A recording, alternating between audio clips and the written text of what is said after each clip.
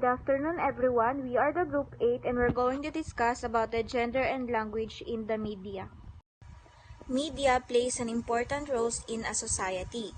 They report on the current events, provide frameworks for interpretation, mobilize citizens with regard to various issues, reproduce predominant culture and society, and entertain. Media can be an important actor in the promotion of gender equality, both within the working environment, in terms of employment and promotion of female staff at all levels, and in the representation of women and men, in terms of fair gender portrayal and the use of neutral and non-gender specific language. Media discourse represents culturally and socially common meaning. It indicates to a public form of interaction that happens through a broadcast platform, whether spoken or written, in which the discourse is oriented to a non-present reader, listener, or viewer. Furthermore, the media discourse have intense positive and negative effects on the receiver. Therefore, the influence of media on beliefs, opinions, and ideologies has to be carefully studied. How does media influence gender roles? So the media influence gender roles, in particularly sexualization of women, heavily centralized in mass media. When these platforms hypersexualize women, portray them in a lack of clothing, or depict women as a subordinate to men, a woman's self-esteem, body image, and emotional well-being may be negatively affected. So how are men and women represented in the media text and images? The Global Media Monitoring Project finds that women are more likely than men to be featured as victims in news stories and to be identified according to family status. Women are also far less likely than men to be featured in the world's news headlines and to be relied upon as spokespeople or as experts. Certain categories of women, such as the poor, older women, or those belonging to ethnic minorities, are even less visible. Rap music and magazines plays a vital role in the process. Music videos display women with little clothing revealing cleavage, also known as the video vixens, while the music of the male rappers playing in the background carries suggestive language about women, making them less than. This triggers the slut-shaming without actually comprehending what they are actually saying or doing. Magazines also perpetuate gender stereotypes by placing certain headlines on the front page of a magazine. Men's magazines have headlines about business, money, working out, grooming, and fashionable menswear, while women's magazine displays headlines on how to get the guy, diets, love, meal recipes, and body image. The language used to comment or describe men and women, whether it be feminine or masculine terms, can carry derogatory meanings. The analysis of media text must take into account the fact that they are polysemic. When we say polysemic, the phenomenon of media text being interpreted in multiple and sometimes contradictory ways by their audiences. So, a combination of theoretical and analytical approaches to this analysis should incorporate semiotic analysis alongside discussion of discourse design, production, and distribution. Gender in the world of magazines. The range of magazines targeted at women is extraordinary, from glossy style and fashion magazines to general interest and celebrity magazines. For example, Cosmopolitan magazine, wherein it's considered the number one magazine for young women. In creating magazine, each one tries to attract readers by distinguishing itself from other publications, such as the image used, the layout, and the text appearing on the cover are the key for attracting the reader's attention and encourage them to purchase. From Good Housekeeping editorial by Pat Roberts Cairns, it shows synthesis of simulated solidarity or two-way friendly interaction between readers and magazine writers has been described as synthetic personalization.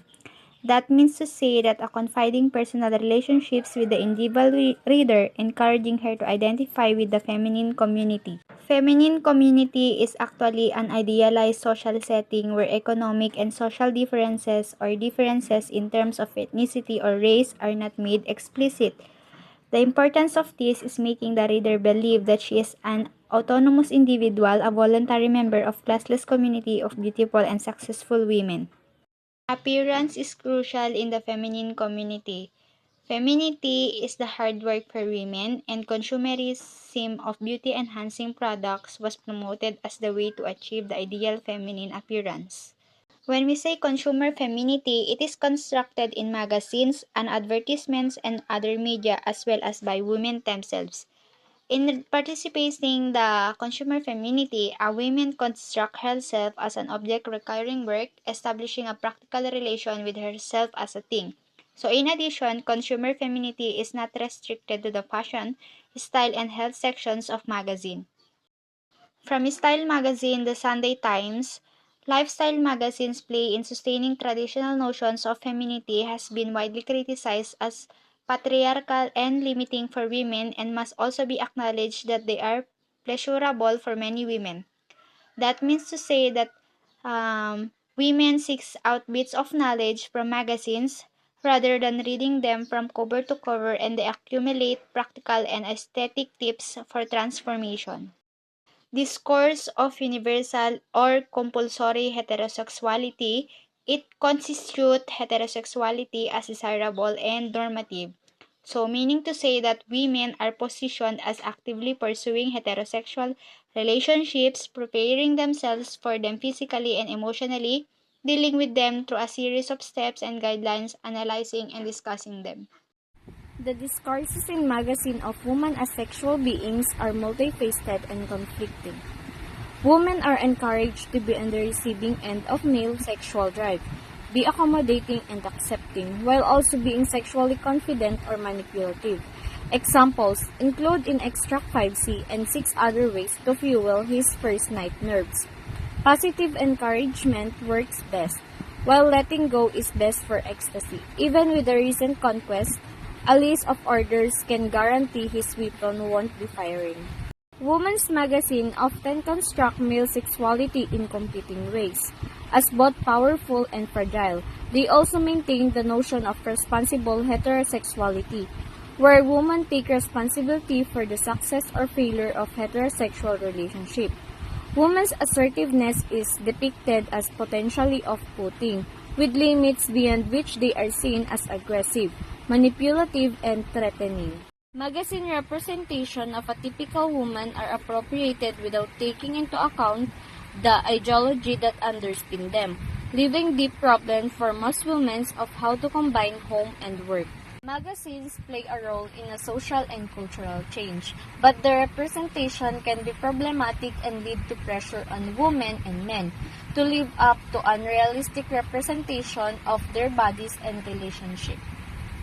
The advent of men's lifestyle magazine in Britain in the late 1980s marked a new relationship between masculinity and previously feminine endeavors around desire and commodity consumption. The new man is heterosexual, professional, middle class, and typically white, and it is the ideal reader of advertising in this magazine.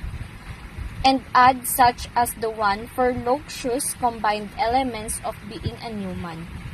A new man is a contradictory development, repackaging traditional masculinity and offering progressive and anti-sexist approaches to relationship and family life. The term new masculinity, it is merely surface level echoing. Current gender norms remain the same, conflicting traditional and modern masculinity discourses.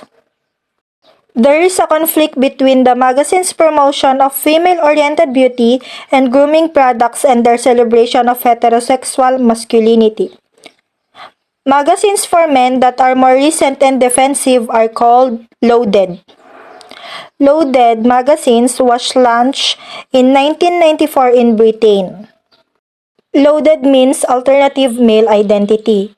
It intentionally opposes the term new man, going back to a more conventional kind of masculinity. The new lad or new man, it means reactionary, bad-mannered, mixed market type who enjoys sports, sex, alcohol, and male bonding. The term new lab means excessive focus on gender certainty. It is an irony as knowledge, ambiguity, ambivalence, contradiction, and the need to reassert traditional masculinity through the term the other. New Lad complicated reasons for New Lad, appearing in Loaded and similar magazines. Loaded also means aim at the typical man. It means presenting this type of masculinity as more real than the empathetic, feminist-friendly term new man. The reassertion of traditional masculinity. It is the sexualization of women, the celebration of male friendship, and the appeal to working class values. The reassertion means recurring discourses on the crisis of masculinity. For example, let him put his foot down for a change. It also means undermining women and accommodating and appropriating feminist discourse. It is also means detrimental to women. The term other identities are portrayed in magazines by avoiding topics like fatherhood, ethnicity, and homosexuality as well as by ignoring them. Magazines are full of the term harmless fun. It consists elements like irony, humor, ambiguity, and ambivalence. The genres of magazine includes prevailing discourse, evident masculinities, and feminities. Magazines for men are called laddish. Laddish means systematic or coherent. Laddishness means instability in gender roles brought on by feminism and alleged loss of the power of traditional masculinity by Stevenson. I'll give one example of Loaded. An advertisement entitled Toys for the Boys. In this advertisement, we see a man at the center of the page undressed from the waist up, surrounded by three made-up women in provocative black dresses with exposed cleavage. The small product, this time 3 hi-fi separates, is pictured at the bottom of the page. The advertisement claims to be introducing a system designed from the outset for the discerning man. Each component is a true hi-fi separate on its own and you can mix and match them to achieve your ideal system using CD or compact disc, tape, or mini disc. Whichever you choose, with its champagne metal finish, it looks simply gorgeous. The text is followed by the line, which is, it is the definitive toys for the boys, unless you prefer one dressed in black. According to Mills, sexism is related to the British television program entitled Men Behaving Badly, which is so exaggerated that it cannot be objected to as sexist, but it is instead seen as humorous or playful on purpose. The construction of gender advertisement. Advertisement means exaggerated, unbelievable, or even ridiculous. They did at the gender roles and sensibilities of the time, reflecting the social and cultural trends of the time. Another meaning is contain linguistic patterns, paralinguistic elements, and visual cues like facial expression. It is establishing identities.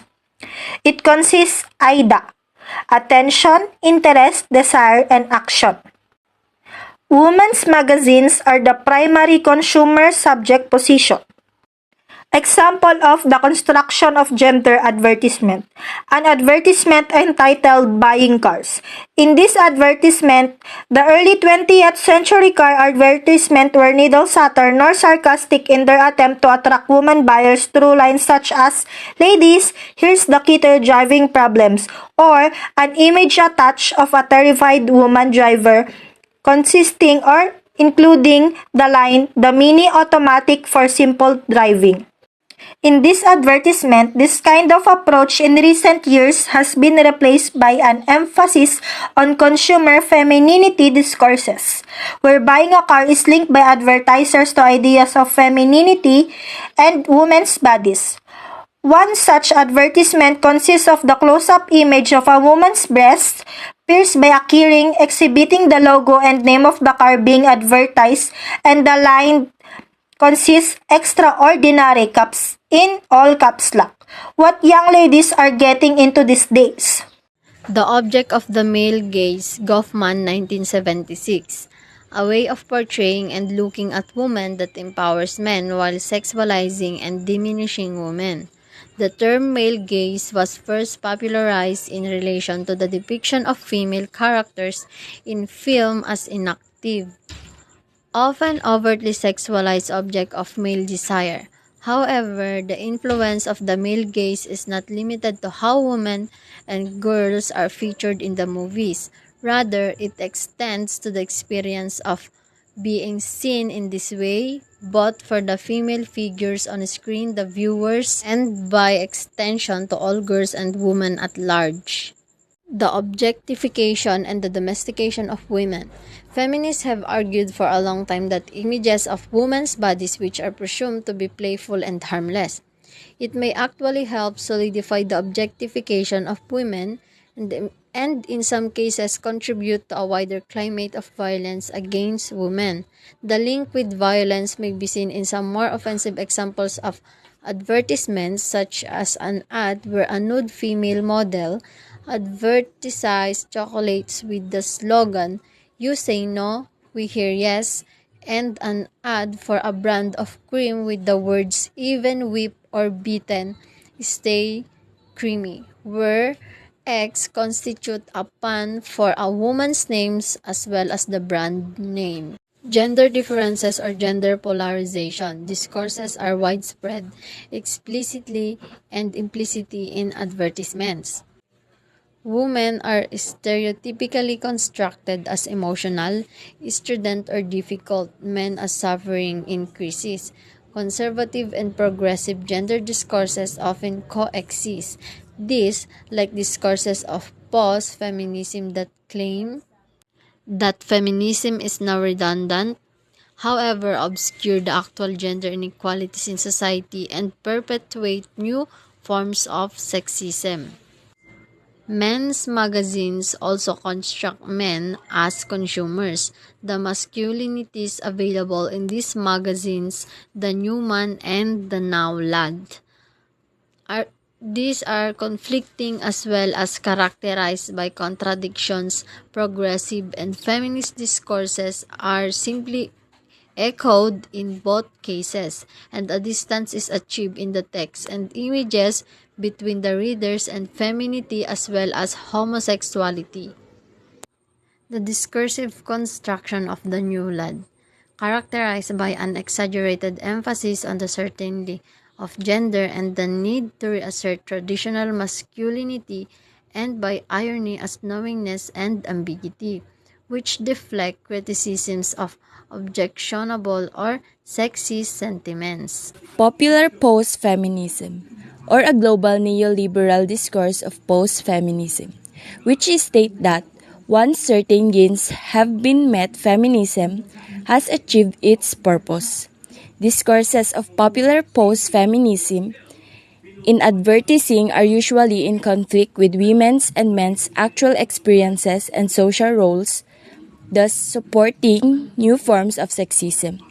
As Williamson 2003 elaborates, the concept of sexism has fallen into disuse in recent years, and social imagery in ads of men at home and women in the boardroom, and airbrush away the real day-to-day sexism that women still face.